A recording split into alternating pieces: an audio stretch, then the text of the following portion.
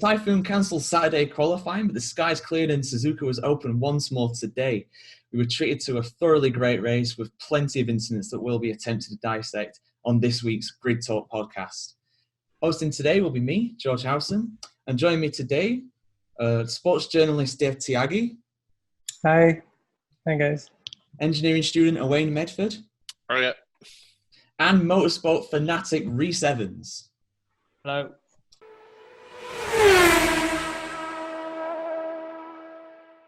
Thank you for joining us, lads. I really do appreciate it early on this Sunday morning. Not as early as the race, of course, and qualifying for that matter, because both took part today. If you've missed the news about the race and qualifying and you're listening to this or you're watching this, turn off. I don't know why you're listening or watching to this.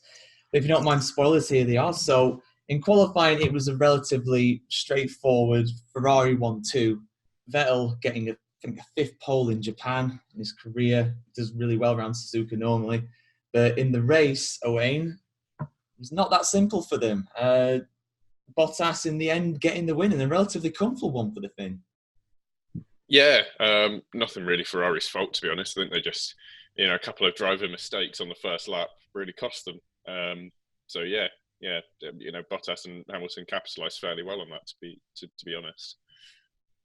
Yeah, Bottas ended up winning by 13 seconds ahead of Sebastian Vettel, who was absolutely hounded towards the end by Lewis Hamilton, Dev. I mean, people were saying about this, Vettel being the Vettel of old in Russia last week, 2 weeks ago, but he did a very good job today, didn't he?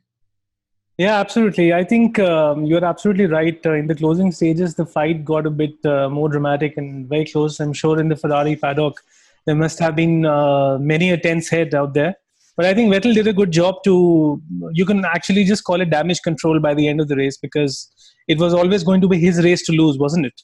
And that's what turned out to be in the end. But I think pretty good job still, P2 in the end. And not always a good news to see Hamilton down in your mirrors. But credit must be given to Sebastian for pulling that off. But that's all that Ferrari could manage today, just those 18 points, not more.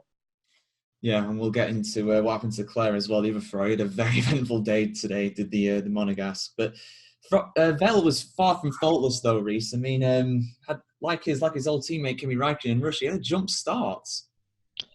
Yeah, really interesting. I mean, both Ferraris had sort of shocking starts, especially when they put both cars on the front row.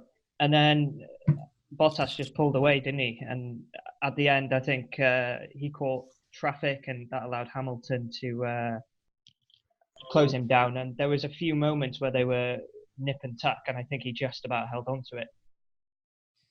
Yeah, definitely. I mean, it's a really strange one because, again, Ferrari, as we know, people, no matter what happens with your stewards decision, everybody will, some sections of the fans will always cry, oh, this is unfair, this isn't right, or whatever. But I think Vettel was extremely lucky not to get away with a penalty for his jump start, because although he didn't, he didn't exactly gain because of it, he lost the lead into going to the first corner. He went forward, but didn't go forward too far. At least this is my understanding of what happened. He didn't go forward too far out of the blocks.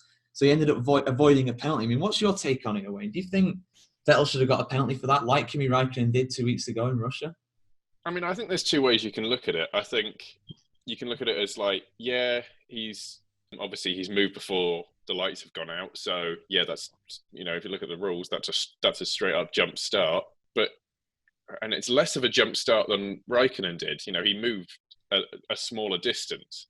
But I think because of that, he's actually ended up with less of a penalty because of his own mistake. Räikkönen, I think that was penalty enough. He having to, get up to sort of 10 miles an hour and then slow down again to nothing and then go off again when everyone else is just doing the normal start. Yeah, that's quite a big penalty. That was actually not lost that much in the grand scheme of things. I thought, to be honest, he deserved a penalty. Yeah, and I think that it was a less severe jump start, but I think that helped him out more. So I think he should have got a penalty for that. So what penalty do you think he should have got then? Do you think he should have got a drive-through like Räikkönen did in Russia? I think the same as Räikkönen, yeah. To be honest, I think jump start's a jump start. You can either look at the technology and see what the technology says, with obviously the sensors that they have in the wheels compared to the sensors that they have in the tarmac. You know, or you can just, you know, use your eyes and see what happened. And I think they should have gone with using their eyes. To be honest, I think they've been caught watching the technology a bit too much there. Yeah, I think it's a definite. I agree. I think it should have been given some sort of penalty for it, and it's a jump start, so it's a drive-through in that sense. We're interested to get your take on this as well, Dev, because I remember 2 years ago, I think it was Austria, Bottas against Vettel at the start, and Bottas got a fantastic start, and Vettel screamed down the radio endlessly, and after the race as well. He said it to Bottas, I think to his face, said, "You should have got a penalty for that. That was a jump start." And he actually didn't jump the start. He went after the lights went. So I think Vettel should count himself to be very lucky he didn't get anything for that. Yeah, absolutely. I think he can really say that luck was his good mate today. And at the end of the day, as a viewer, you got an impression that he was a complete bundle of nerves because, you know, he was always under pressure. Fantastic job, no two ways about it, that he held on bravely to the lead of the race. I mean, he got the lead, but right at the beginning, he was a bundle of nerves, and, you know, there was always something which which had to go into. You felt that there was something which Mercedes had to capitalize on, and that little blunder from Vettel, and then it was all going to be Valtteri Bottas' race from that point on. But I absolutely second your point that just like Kimi Raikkonen did back in the last Grand Prix, he should have at least got a drive-through. But well, I don't know. No surprises then that, you know, Ferrari have been subjected to so many memes in the past saying that FIA stands for Ferrari, whatever, you know. Ferrari International Assistance. Yeah. Yeah, international assistance. There you go. So yeah, so he's clearly fortunate today to have escaped that penalty. Are you going to make it a full house then, Reese? Do you think Vettel deserved a penalty there, or do you think because he didn't move too far and he stopped before the actual start started again, do you think he should have got away with it? Personally, I think I don't think he should have got a penalty for it. But I think the main sort of problem here is I don't really understand what the rules are anymore. I mean, surely this should be a technical. He either jumped the start or he didn't. I think the only penalty at the moment that they're consistent with is if you're speeding in the pit lane, and that's like a slam dunk penalty. But since Canada, they've opened up, you know, Pandora's box with the black and white flag, track limits. It seems like they're making it up as they go along, and they're not really basing it on anything, in my opinion. Yeah, I totally agree. It does seem like they're kind of making up as it goes along, because like you, I thought that a speeding in the pit lane was a slam dunk penalty, and I also thought that jumping the start was a slam dunk penalty. Exactly, yeah. Apparently not. Apparently if you don't jump it too much, it's fine. It's and even though Kimi Raikkonen jumped it in Russia, should have got a penalty, did get a penalty, but he was last going into the first corner. Vettel only lost one place going into turn one. I don't know. It's a controversial one for sure. I mean, let us know. Let us know on Twitter. Tweet us. I think he actually did this in the Red Bull days as well. I think he did an identical thing in Suzuka where he just jumped it a little bit but it wasn't as obvious. I don't actually remember that. Do you remember what year that was? I can't remember the year. I think it was like a fan trackside filmed it, and he either jumped it or he jumped it and was just creeping forward a little bit, but I don't think he'd fully left his grid slot. It could have been 2011. Didn't do very well that year in Suzuka. Yeah. But yeah, let us know what you think about it in the comments below, listener or viewer, if you're watching on YouTube as well. That's good to know. But yeah, so very eventful other than that as well. Now, another driver, I think he got fourth in qualifying. No, got fifth in qualifying. Max Verstappen. Let's get on to him. He had a very short race, but a very eventful one too. Incident between him and Charles Leclerc, the two future stars of Formula One might argue. How did you see that one, Owain, in the end? Because Leclerc ended up getting a penalty for it. Was it a deserved penalty for his incident with Verstappen?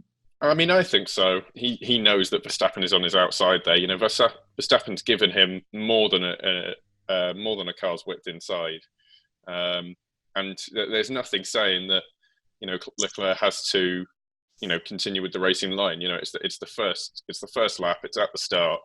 You know, there's always going to be a little bit of argy-bargy there. The stewards accept that, but I think the way he's, you know, come straight across and and basically ruined Verstappen's race, I think he was pretty deserving of a penalty, to be honest, on that one. Yeah, it was a 5-second penalty for Leclerc imposed after the race. Not the only penalty he actually got. He got 2 post-race penalties. We'll get into the other ones soon. But yeah, so contact between Verstappen and Leclerc, Dev.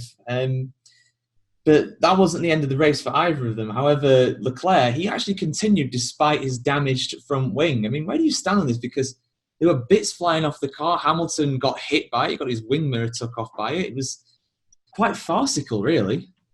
Yeah, absolutely. As we said, as we discussed earlier, the Ferrari international assistance was out there in support of the Scarlet Red cars. I think Leclerc should have been, he should have immediately dived into the pits, because what you have to do is that when you incur some kind of damage, you don't have to always watch out for yourself and your car. You have to always think of the other drivers who are rallying behind you. And Hamilton was crying out there loud on the radio, and I think his angst was completely understandable. So I'm not really sure what Leclerc achieved at the end of the day, because when you see that when he eventually did pit, which was 3 laps later, I suppose, he effectively became a back marker, didn't he? And then from that point on, effectively, his race was down to, doing whatever damage control he could. So I think at the end of the day, it was really surprising. He should have boxed right there and then. He would have his own reasons why he didn't so. You could say that it's just the nervousness, the anxiety to do to just go out there and in an all attack mode, and to maximize whatever you can do of your chances. But then at that point on, he had sustained severe car damages. So I think his race was really compromised. He should have boxed quite earlier.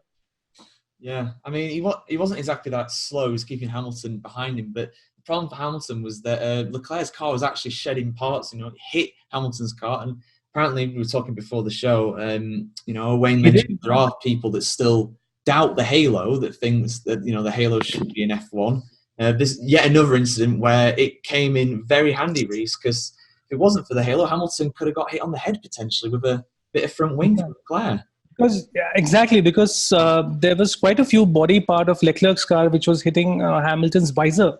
And he immediately reached out onto the radio, and his team confirmed him that, they are going to take it up with the stewards later on. But I'm not sure what really happened down there. So it's absolutely down to Leclerc's fault, in my view. Yeah. I think watching it at the time, I think it was just based on the reason he stayed out was just based on where he was on track. They were telling him to come in, but he thought, obviously because he couldn't see the damage on the front of the car, I think he decided to stay out. But if he'd seen it, he would have, because it was a shock that he didn't come in. Mm. And then after that sort of the flurry of carbon fiber that you mentioned almost hit, well, it probably did hit Hamilton in some respect. It was weird because the front wing after that didn't look too bad. It had lost an end plate and that, but so I mean, it was just stupid, wasn't it? It was obvious to say that was going to come off on lap 1. It was just dangling off the car. So I think deserving of a penalty there. And it was a shame for Max as well, because he left so much room for him, and then to just be taken out like that, it was such a shame. Yeah, definitely. Max definitely could have mixed it up today with the top 3 if he stayed in the race. And people look at that incident and just think, Verstappen, it's Mad Max again. But he did absolutely nothing wrong. He gave him so much space. Yeah, very unfortunate for him. He was out after 14 laps. He tried continuing, but damage on the car, there was no point. His brakes overheated, and he was out after 14 laps. But yeah, 10-second penalty for Leclerc for that, Owain. But perhaps should it have been more, because the team were on the radio calling him in, saying, get in now, you need to repair your damage. And he was just going, no, the car's fine. Let's stay out. It's not too bad. When he was clearly being a massive hazard out on track. I mean, I think at that point, that's a penalty for Ferrari. I'm not sure that there's a way to do that. But, I think they can be absolved of any guilt here. That's Leclerc saying, no, I want to stay out. And to be fair, he can't see it, and he wouldn't even be able to feel that the end plate is still attached. Especially now with with the front wings that we've had for the best part of a year now. Obviously, there's not all those the sort of various different pieces on the front of the wing. So it actually might not have been that he wouldn't have been able to feel that much of a performance loss. So it's not like he can feel that flapping around. That said, I think the team has to take some responsibility on a little bit, where they can see it, that they can say, no, you're coming in now, that's it. Bearing in mind, obviously, that it's not just the drivers. Like Hamilton, he's traveling it behind it at 180 miles an hour, and he's got the halo and everything, but he's still vulnerable. There could always be that stray piece, but it's not just him. It's the marshals around the side of the track. Like they're relatively speaking, they're more unprotected. I think Formula One has a habit of thinking we're so safe now with how the cars and everything is, but I still think that we've got to remember these are not that 180 mile an hour piece of carbon fiber is going to do some serious damage whatever it hits. So I think Leclerc was absolutely deserving of a penalty there, and I think the fact that they sort of kind of wandered around the stewards not kind of giving him a penalty immediately or investigating it after the race, I think this is the effect of Charlie Whiting not being there after so long. They're still finding their feet. Yeah, they seem almost nervous to make a decision, don't they? I mean, I remember Max Verstappen, USA 2017, when he overtook Raikkonen on the last lap, I think it was. He hit the corner and he got a penalty. And that was a penalty like instantly. And same in Mexico as well, 2016. Verstappen finished on the podium, penalty instantly. And this was done, I don't know when the decision was actually made, because I saw a rerun, but it was obviously after the race. They had at least 2 hours after the incident happened. It's not really filling you much confidence with the stewards, is it, Dev? Yeah, I mean, I think they've been far too liberal in Leclerc's case, and we've got to remember that ever since the resumption of the season post the break, he's been lucky on 2 counts now. Let's not forget what happened at Monza, right? So he was given the black and white flag for dangerous driving, and he almost did collide with Hamilton, which was, I think, around the Ascari chicane, if I'm not wrong. And now this one as well. So I think Leclerc has the sweet spot from the stewards. So I think going forward with 4 races left, I think either he has to really be more disciplined or just be more cautious in terms of not causing difficulty for the others on the track, especially for guys like Hamilton in pursuit. Because you're absolutely right. Even though we have something like Halo today, there's always that unprotected layer, we don't know the realm of uncertainty because it's motorsports, it's dangerous. And even true for the marshals, the race marshals, even as Wayne said, that's a great point there. Yeah, no, I didn't realize that as well. I mean, and also the fans as well, potentially, fans have died in the past of debris hitting them. It's very dangerous, very irresponsible. I mean, I honestly think, it's hard because Leclerc won't be able to see, but at the same time, I think he's got to take some, he's got to trust his team. When his team tell him to come in, he should come in. Yeah. Because they've got all the angles, they can see everything, they've got all the data, they know. And he didn't. Yeah, exactly. There are multiple eyes out there, and you've got to believe your team. Absolutely. Yeah, it's quite shocking actually. The more I think about it, the more it makes me angry because people have died of that in the past. It's shocking. But yeah, now let's go from a very big negative to a very big positive. The fans of the team, at least, Mercedes with their first and third and their fastest lap won the Constructors Championship, and obviously Hamilton's going to go on to win the Drivers' Championship in a couple races. So if that happens, when that happens, that'll be the first team in Formula One history to win 6 Drivers' and Constructors' Championships in a double crown. Yeah, the double sextuple crown or whatever the hell it is now. It's 12 championships out of 12 in a row, Reece. Their success is just absolutely just mesmeric. They've gone through a massive regulation change and still been the top dogs by far. Yeah, I mean, you have to go. There's not many teams that have, transitioned from one rule set to another. And, they just seem to get so much right. I mean, Germany was a bit of an off day for them. But it's not just the speed of the car. I mean, Ferrari have got a quick car, but it's how they manage the strategy. And although sometimes they can be caught out by looking into the data a little bit too much. But it just seems like a team that is really firing on all cylinders. And I think it's also a testament to the approach they have within the team, where if something's not working, you bring it up. There's not so much politics like there is at Ferrari. And it's an incredible achievement, really.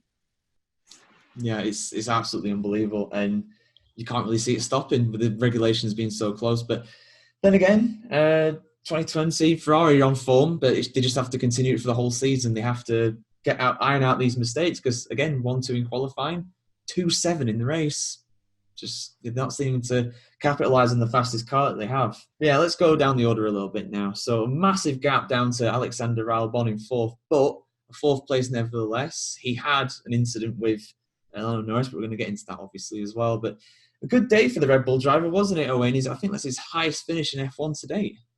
It is, yeah. And I think he did well actually when he was coming through the field, because he wasn't that high up, but he's actually fought his way up to that position, with some good overtakes.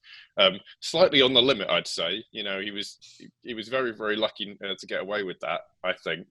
Obviously the coverage that I saw, I asked Christian Horner what he thought of it, and obviously he's going to think it's all good. But I think Norris was quite fair on it.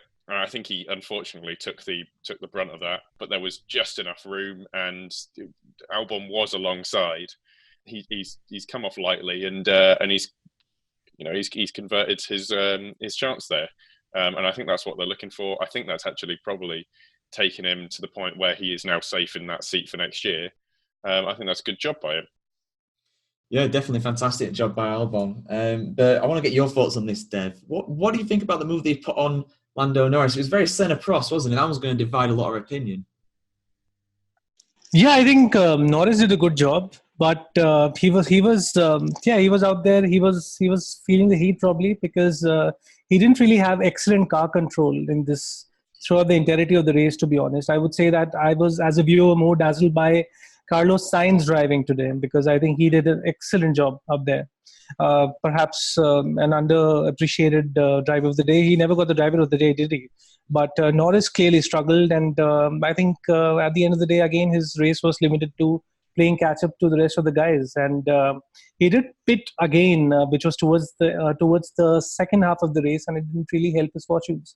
So he really had to do a grind out there. He had to grind all his way back to coming to the front, and by that time, it was a lot of time lost. It wasn't the best of performances from Norris's perspective. Who do you think was at fault, if anybody was at fault, for the incident with Albon and Norris, Dev? Do you think, because there's no penalty in the end by the stewards, but there was contact between the two, and Norris had to ultimately ruin his race? Yeah, I think Norris was a bit on the limit, I would say. But I think such incidences do happen, at the heat of the moment. You have to go out there, better the other driver. And these things happen all the time. So it's not really too surprising. But again, I think some drivers definitely did get really lucky in this edition of the Japanese Grand Prix, for sure. So only thing you could say is that Leclerc is not the only guy who would be extremely fortunate. There were others as well. Norris now for company. Yeah. But yeah, he could have definitely done.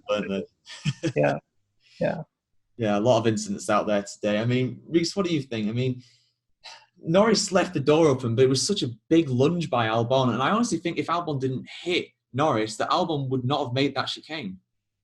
Yeah, it was a bit Daniel Ricciardo school of dive bombing, wasn't it? I think it reminded me a lot of Kvyat's move on Raikkonen in Singapore, I think it was, where it was just so far back. And it was just borderline. I think if he'd just been a little bit closer, it would have been a great move. It would be one of those moves where the driver turns in and then he realizes somebody's there. I think as well, when Vettel passed Gasly at Singapore and he just turned in and then he's there. But it was worth a move, I think. A little bit argy-bargy, but I think Albon's definitely nailed that seat now. I mean, to qualify, to have the same time as Verstappen in qualifying, and he's only been in the car, a few races, was quite impressive. And if Vettel had a penalty, he could have had Honda's first podium at Suzuka since they came back with Red Bull, I think. That's what I was thinking of when they said they were investigating the jump start. So, all in all, a great drive. And also Sainz as well, bringing loads of really good points from McLaren. Yeah, definitely. I was going to get onto signs as well. Like Deborah saying, he should have got driver of the day. I think he should have got driver of the day. He's my driver of the day. I think he's fantastic, and he was only 10 seconds off Albon at the end in the McLaren, and he was keeping Albon behind on track, despite that Renault probably being the weakest engine on the grid. And it was a fantastic drive, but again by Sainz, he's brilliant in the midfield, isn't he? Yeah, absolutely. I think the two McLaren drivers, both of them deserve credit because they are very, very good. And I think, Sainz has done well in a car that's underneath him. He trusts it. Both drivers seem to, it seems to be to their liking. So that's really good for the team. And the fact that he's just, able to come out and pull out, fifth place finishes when a couple of years ago we'd have laughed at that, to be honest. We'd have thought the road to recovery would have been significantly faster. They've done a reverse Williams, really. If you look at it, and it's good to see. I think they're in a good place as a team. I think the team's done well. So with Sainz being able to pull that out of the bag, that can't be that's nothing but good. And I think they've cemented their place as the best of the rest car. Yeah, they really have. It's a big gap down to Renault. 34 points. It's a big gap in the midfield to have that McLaren ahead of Renault. But Renault themselves did not have that bad of a day because Daniel Ricciardo, nowhere in qualifying, started 16th, finished 16th by the end because of Leclerc's penalties. Fantastic day for the Honey Badger there, Dev. Absolutely. I think the key to Ricciardo's race in particular was the fact that he pitted very late. He went for fresh rubber not before the 23rd or the 25th lap, I suppose. He was one of the few drivers who pitted towards the end, and by that time he was able to extract the best from the straight line speed of his Renault up there. He was clearly the better driver in the team as compared to Nico Hülkenberg, and some of his overtaking maneuvers out around the casino square and the spoon curve were absolutely scintillating. He did really give Gasly and the drivers of his caliber a run for their money. And I think it's, again, one of the most underrated performances from Japan this weekend. Yeah, definitely. He had a fantastic race. And I also didn't see it coming. I didn't see Renault doing particularly well in Japan.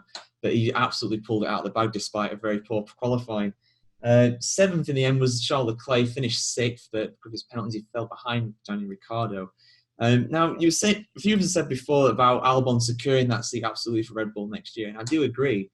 But Pierre Gasly, I think he deserves some credit this weekend. 8th in the Toro Rosso with its teammate Daniel Kvyat down in 12th. It's a very solid weekend for the Frenchman there, Reese. Yeah, it just seems to be he just didn't gel with that Red Bull, did he? I mean, in the Toro Rosso, he's just doing really well, and I think you can tell a little bit more this year because his teammates a bit more of a benchmark. I think last year it was difficult to really tell where he was in terms of performance. But yeah, I just feel like where is his career going to go now? Because he's clearly quite quick, obviously, but I can't see them putting him back in a Red Bull after what happened at the start of the year. And I just get the sense that maybe he's one of these drivers a little bit like Vettel, in the sense that he needs the car to work in a certain way to get the performance out of it. I don't know. Yeah, he really didn't gel with that Red Bull at all. He was, quite frankly, just very poor in it. But he seems to do well in the Toro Rosso. We know he's a talented driver. Proved that the year before with Toro Rosso. But yeah, it is hard to see where he's going to go next. He's going to stay there next year.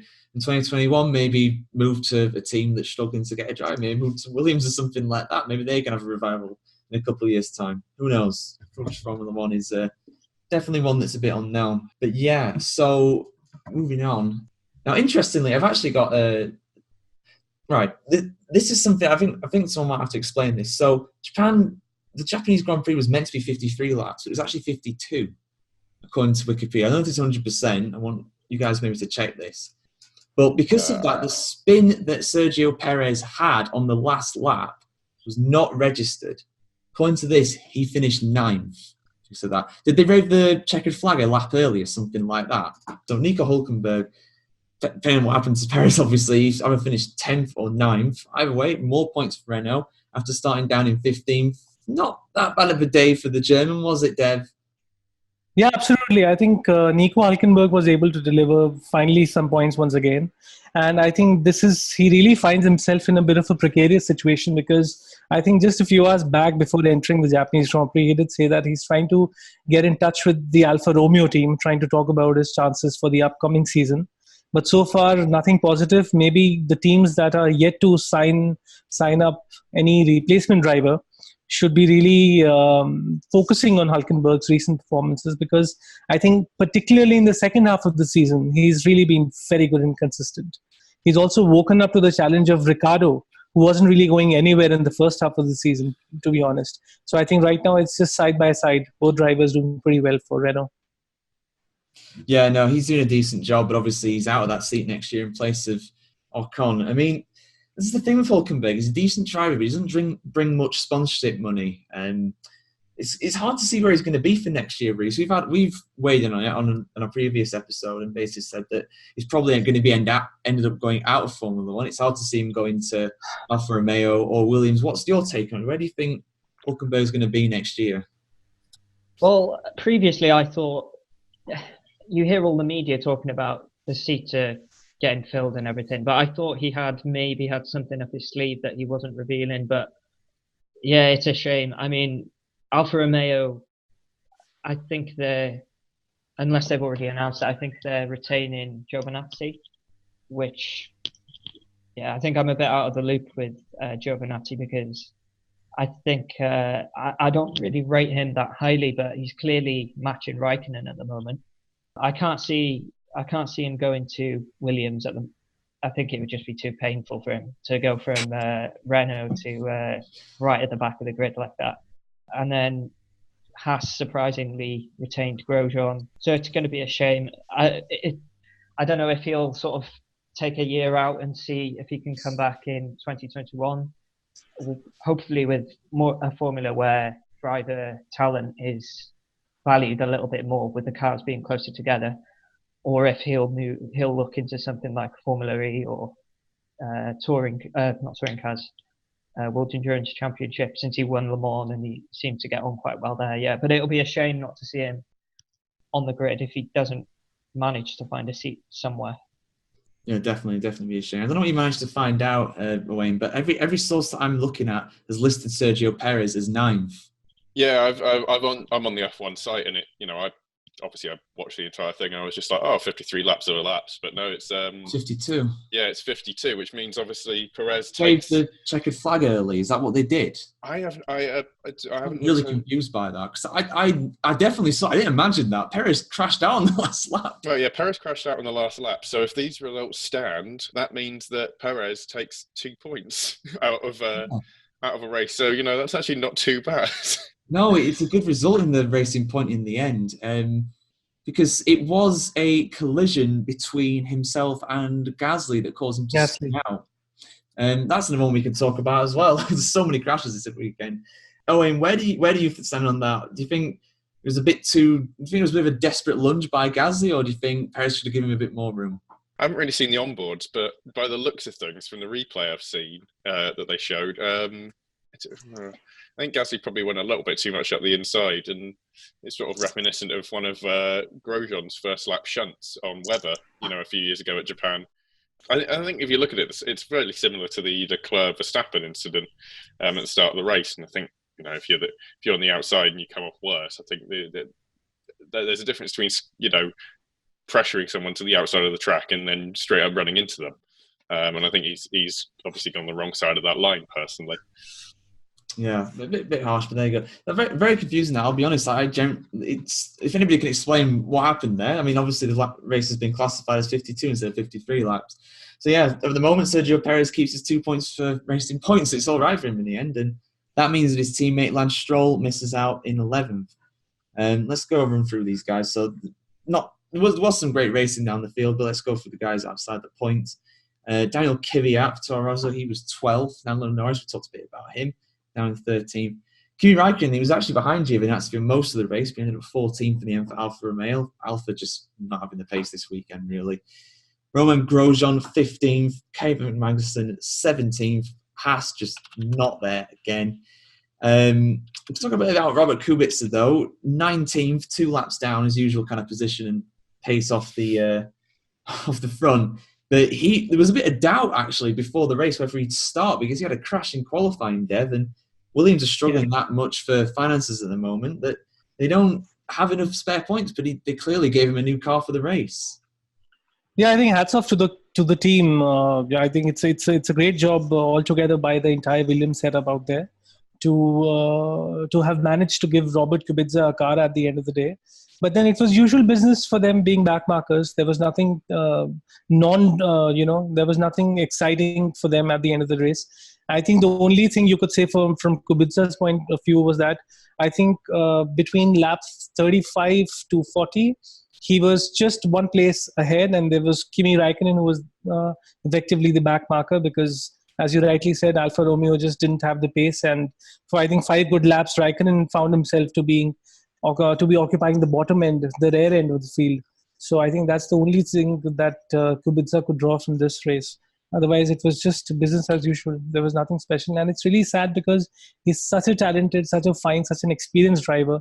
You deserve, as a viewer, as a fan, as a Grand Prix admirer, you want to see guys like Kubica to be armed with better machinery than what they have at present. And it just explains his woes. I think he's done perhaps the right thing to move away from Williams for the next year because he doesn't really see any light at the end of the tunnel there for himself. No, I think he just spent too long out of the sport and he's just got on a bit, basically. It's an incredible job that he's done to get back. Let's not mince our words with that one. It's an unbelievable comeback, but just not quick enough at the end of the day. And it can't be helping having such a poor car to drive. But yeah, no. So I thought as well, I just saw this that made me laugh. Kimi Raikkonen with a classic quote this weekend. Someone asked him, you started you started your first Formula One race at 21. What would you say to that 20-year-old? What would you say to yourself? Yeah, what would you say to yourself if you could speak to your 21-year-old self? He just says, nothing. I wouldn't talk to him. That is the most. I mean, don't even choke there. That is the most Kimmy thing that I wouldn't talk to myself. What's the point? I can't change anything. What am I doing? But yeah, I just thought that was brilliant. Unlike Alpha's performance this weekend, unfortunately. But yeah, so Alfa Romeo not really there. I need to give a mention as well to Juan Manuel Correa. We had an update a few weeks ago about him coming out of unconsciousness. He's back unconscious, and he posted, or his team or whatever, posted a picture of him in hospital where some of his friends have visited, and he's looking very happy. And that's absolutely incredible to see because I think we were all worried about him after that horror crash at Spa, but he seems to be really on the mend now. And we wish him all the best. Everybody wishes him all the best. Absolutely. From the Chronicle here. So, yeah, fantastic for him. I really hope he gets back to just a normal life. If he gets back to motorsport as well, it'd be even more amazing. Just like Sophia Flores as well. I think she's made a comeback recently after a horror crash in Macau about a year ago. So, yeah, people really on the mend from some horrible accidents. So, good to see. But yeah, so that was pretty much the race. A lot of crashes, a lot of incidents, it ending a lap early and not having an explanation why. If anybody can find out, please tell us. Please. I have looked and I have found it's not really an explanation, but the FIA is going to launch an investigation into the early Japanese checkered flag. Basically, probably it was sushi time for everybody. They just yeah, but where it says here, right, the checkered flag light display panel was shown a lap early, right? So that's right. Obviously they've got these just like light, basically they're just like little screens that can show what flag it is that they're putting out, and maybe that's been shown in a lap early. But as far as I can tell, it doesn't mean that the actual checkered flag out of the little booth where they start the race, that was done at 53 laps, but because it was the checkered display panel was shown at 52 because of the sporting regulations, that means that the end of the race, but for any reason, the end of the race happens at the first time the checkered flag is shown. So that becomes the finish. That becomes the last lap. So that's abysmal. That is shocking. That Perez is lucked out there, to be fair, and he might actually be. I just want to. It'll be fine because you're right. Because the regulations, when the checkered flag is shown, that is the end of the race, even if it's not the scheduled distance. So Perez will keep his 9th place. Yeah, well, he may actually be may actually be promoted a place because Renault have been protested by Racing Point over a technical infringement. Wow. To do with the brakes, isn't it? Can you get the article up, Owain? I've got one. Yeah, yeah. The way I'm reading it is that there is. I had no idea about this, but it actually makes sense when you think about it. So they have protested an alleged breach of the sporting and technical regulations. I think this is in the technical regulations, though, relating to what they've called on F1 a preset lap distance dependent brake bias adjustment system. So what I assume that means is that as the race distance goes on, they've got data for how their brakes will change in performance and can have the brake bias adjust. So is it like an automatic it sounds like two-way telemetry to me, that. You can't do that in the regulations. You can't do it. Wouldn't. I'm not sure it would be two-way telemetry, but I think it would be something along the lines of, something in their ECU, something in their software means that the brake pressure, because it's all fly-by-wire at this point, so they can adjust the brake pressure on the fly so that the driver feels the same brake bias regardless of the degradation of the front to rear brakes. But this sounds very, very technical. But the FIA and the standard ECU and the steering wheels used by Ricciardo and Hülkenberg have been sealed and impounded in prep for a detailed analysis. What intrigues me, though, is how would Racing Point know about this at all? Not sure. They probably look at the onboards and see that Ricciardo and Hülkenberg aren't adjusting the brake bias themselves, like it's been done automatically for them. It must be something like that. I think. Sorry. I don't know if this is true or not, but I think there is something about they can adjust the brake balance slightly from the pit wall. There was a podcast where Alan McNish was talking about the difference between Formula E and Formula One. I think in Formula E they have to do everything manually. So I think there is something with the team adjusting the brake balance in some way, but I'm not 100%. Yeah, no, I'd be concerned by that. Bearing in mind, like George says, I think two-way telemetry has been banned since the 90s, sort of thing. We've gone back to a very, very sort of vanilla version of Formula One at this point, with all the technical advancements that could be put on the cars. But yeah, there's definitely an interesting one. I think, as Brits say, that sounds a bit dodgy. That's not cricket. Yeah, it's it sounds a bit. That sounds if the FIA can prove that Renault were doing that, my understanding of the regulations is they'll be chucked out of that race and potentially if they're doing it in the past as well. There could be serious trouble there. Well, that brings into question every single event thus far. Well, even before. I mean, this isn't. I'd say the only similar incident would be something like the McLaren third brake pedal, but that wasn't explicitly banned at the time. As far as I can tell, this is explicitly banned in the rules. So yeah. Oof, that's big potential to have huge repercussions on the championship. That you could potentially, if it's as bad as what we think it might be, if they've been doing it for all year, that could be Renault disqualified from the Constructors Championship or something like that. Just imagine the crop of white hair both drivers and the team would be growing on their scalp if something like that were to come true. Yeah, crazy. I think so. Cyril Abitable. I mean, he's been on the what's it called? Beyond the Grid podcast. And he was saying how he doesn't sleep for about 3 days after each race because the adrenaline flowing through him. He's not going to be sleeping for months because of this. This is that has big potential to be bad for Renault. That we'll bring you any updates, obviously, for our Mexico preview, which will be next week.